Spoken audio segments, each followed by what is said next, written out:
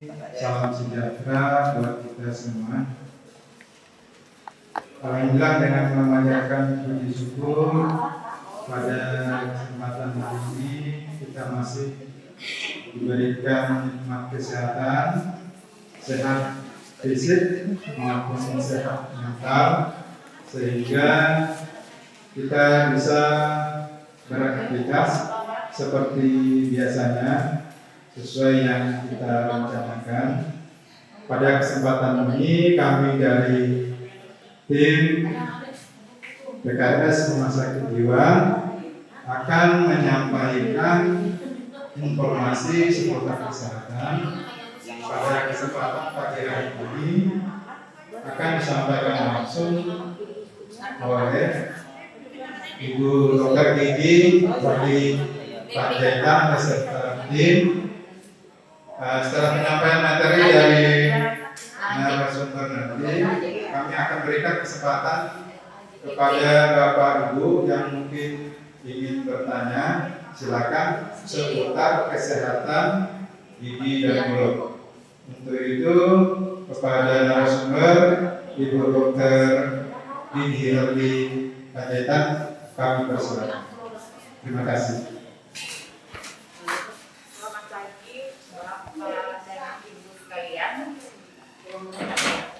Pagi ini saya akan memberikan penjelasan sedikit tentang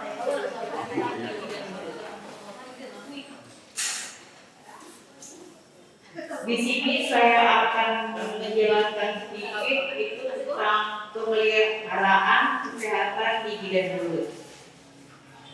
Mungkin kita pernah tahu punya gigi seperti ini. Kita pernah lihat nggak? Pernah ya. Ini banyaknya karang gigi di dalam mulut. Di sini terlihat jelas kebersihan gigi dan mulut itu sangat minim. Tidak dibersihkan dengan bersih.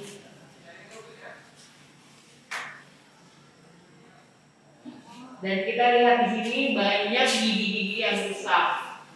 Gigi rusak itu bisa terjadi karena bakteri, kebersihan gigi yang kurang, bisa makanan yang banyak menempel, sehingga gigi kita banyak lubangnya, banyak karang gigi. Kita pasti pengen punya gigi seperti ini ya, pasti pengen. Tapi kalau kita tidak berusaha, ya nggak bakal terjadi punya gigi seperti ini. Gigi yang sehat itu gigi yang dibersihkan dan akan sisa dimasuki bakteri karena tidak ada sisa makanan dan bersih. Tapi bersihnya nggak ada yang bisa dimakan kata bakteri ini dan sisa hidup di sini. Mengapa penting bagi kita memelihara kesehatan gigi dan mulut? Tentu penting. Nah mungkin kita dalam pergaulan, dalam sehari-harian itu punya keadaan mulut yang kotor dan bersifat bau. Itu tidak mungkin. Dan itu akan terjadi penyakit-penyakit. Ini saya berikan dua contoh di sini. Itu sariawan dan gigi berlubang. Sariawan ini bisa terjadi karena trauma dan gejalanya itu tidak spesifik, tidak dapat diinikan. Jadi tindakan yang perlu kita lakukan dalam sini adalah kita harus menjaga kebersihan gigi dan mulut. Pertama, pagi-pagi dibersihkan giginya sesudah makan pagi atau sarapan.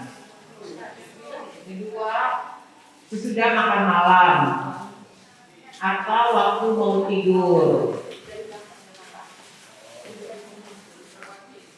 Pemilihan sikat gigi dan pasta gigi itu penting bagi semua, bagi setiap orang itu semua.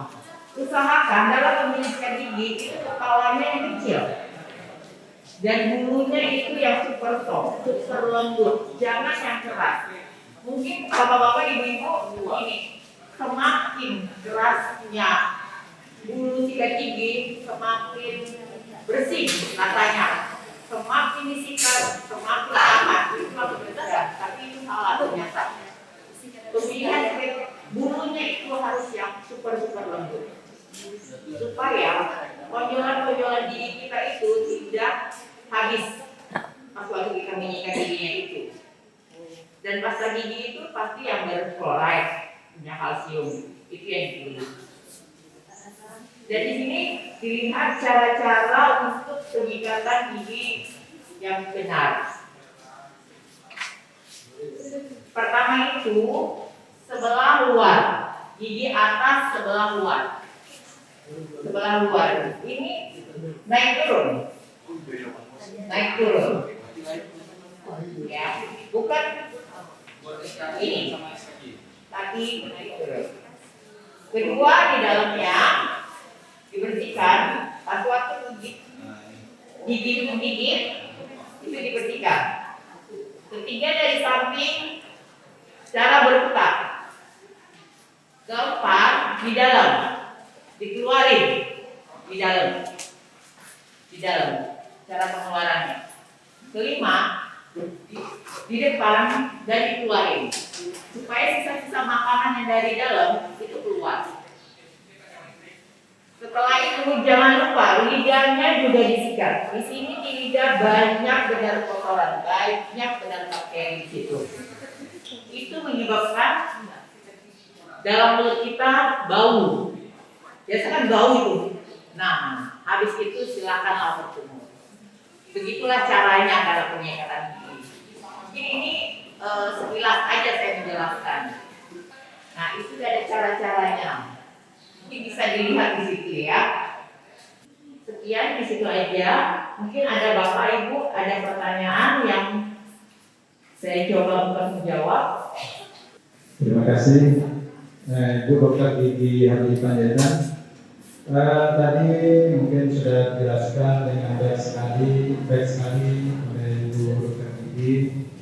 Mungkin ada Bapak Ibu yang mau bertanya, kami persilakan seputar pemeliharaan gigi dan mulut.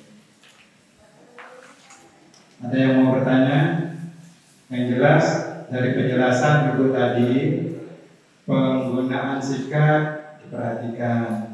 Jadi yang baik itu bulunya yang lembut. Kebanyakan kan ada penjualan di pasar itu kan, ada yang keras, ada yang sedang, ada yang lembut. Jadi yang sekarang yang sebaiknya itu yang paling lembut, yang paling bagus. Nah, mungkin Bu mau tanya Bu, silakan Bu. Sebutkan nama dari mana ya Bu ya. Terima kasih, nama saya Leni dari Butrado. Kalau kali ini baru tahu sekarang kalau penyakit gigi itu ada caranya yang benar.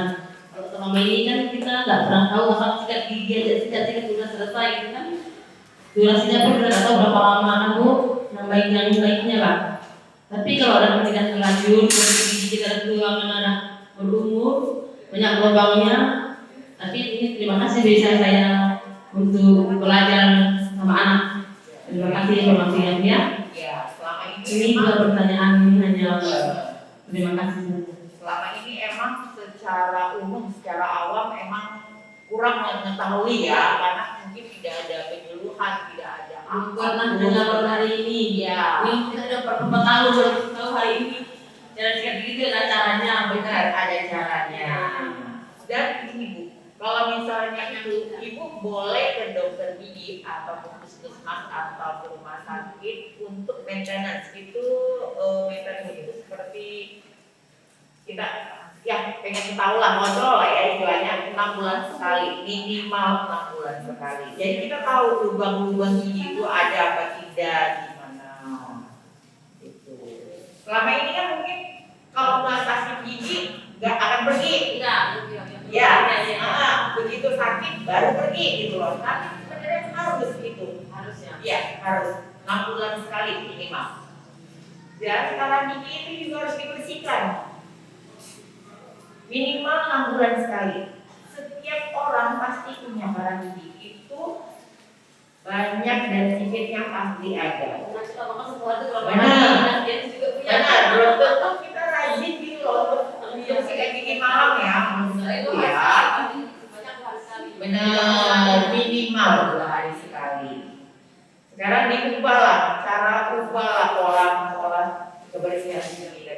ketubalan sampai sekarang.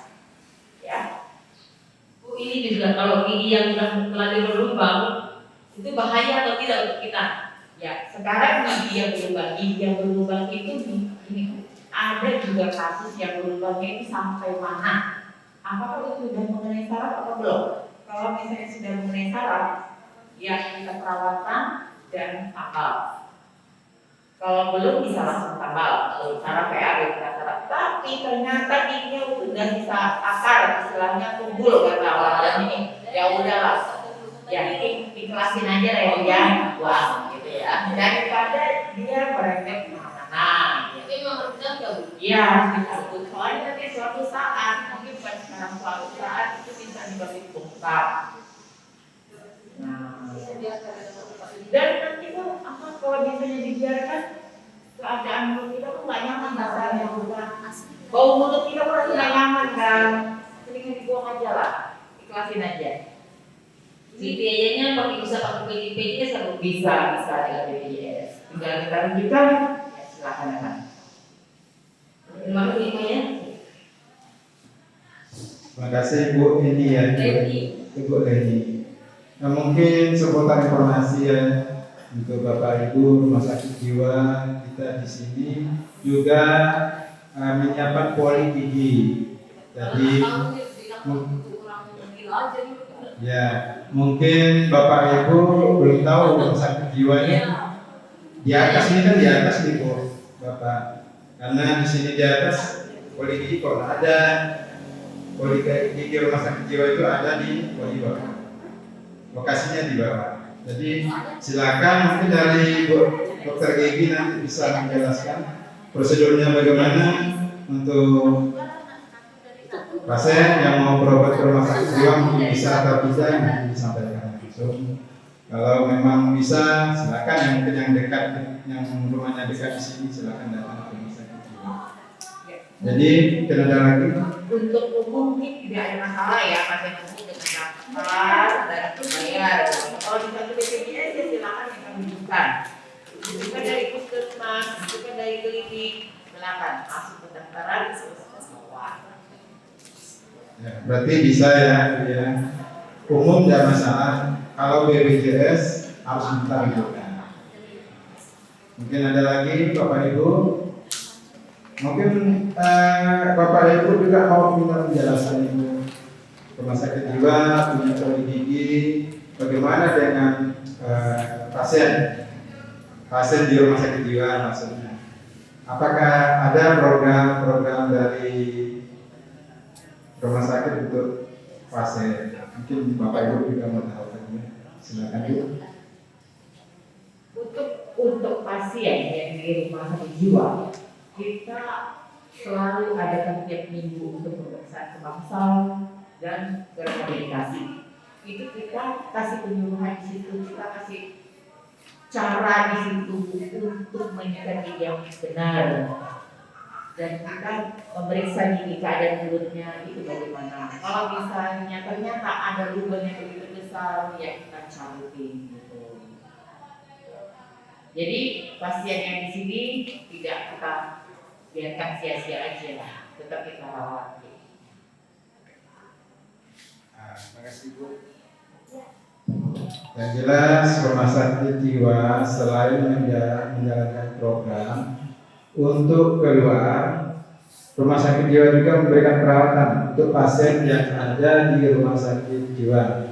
Tergantung kasusnya ada atau tidak, ya Bu ya. Kalau memang ada, mungkin perawat dari Bangsal bawa pasiennya yang gangguan jiwa ke poli gigi, nah nanti di sana diterapi, mau ditambal, dicabut atau dibersihkan karang giginya. Jadi di sini memang pemeliharaan kesehatan gigi dan mulut untuk pasien rumah sakit jiwa kami layani langsung karena satu paket ya Bu ya. BPJS ada di situ, kalau yang umum juga ada di situ. Tergantung kasusnya ada atau tidak. Mungkin ada lagi pertanyaan dari Bapak Ibu, kami persilakan. Kami berikan kesempatan. Boleh pengalaman pribadi atau untuk anaknya atau untuk keluarganya. Silakan. Bahkan masih ada kesempatan Bapak Ibu, kami berikan kesempatan untuk bertanya. Kalau memang tidak ada, berarti kami cukupkan Bapak Ibu. Mudah-mudahan dengan kegiatan kita pada hari ini dengan tema pemeliharaan kesehatan gigi dan mulut bisa memberikan manfaat untuk kita semua. Kami ucapkan terima kasih Pak kembali pada Ibu narasumber dan Bapak Ibu yang meluangkan waktunya untuk meluangkan waktunya untuk kegiatan PKRS kami ini. Terima kasih sekali lagi. Kami akhiri dengan wassalamualaikum warahmatullahi wabarakatuh. Selamat pagi, salam sejahtera buat kita semua.